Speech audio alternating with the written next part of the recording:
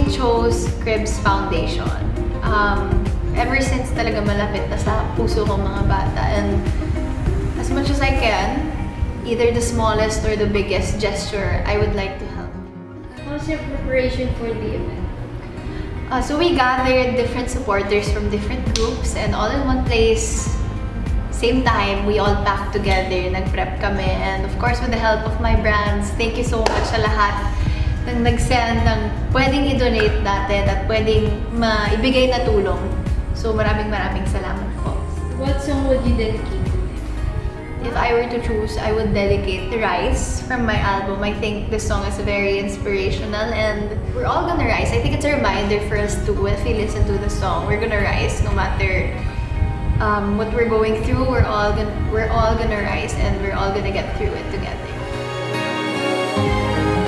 How's the feeling that you're part of this charity?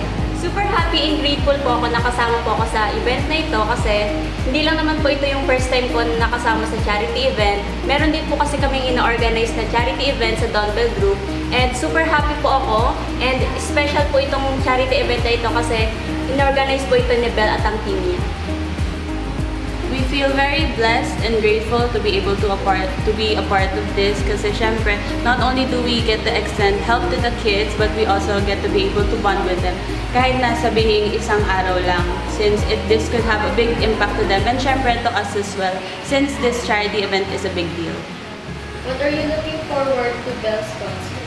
We are looking forward for her unique performances and also kung sino-sino yung mga guests and ano yung mga pasabog nila para sa amin. And especially yung kanilang stage setup.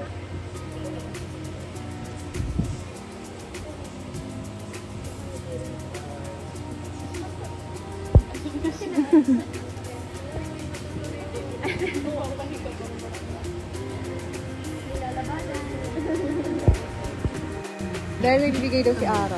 That I have a gift for you.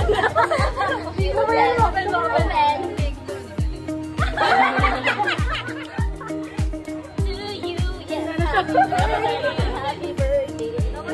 Happy birthday. Daming energy. Uy, nakakatuwa naman. Parang ngayon lang ako nakalis. Parang wild ngayon lang ako nakalis.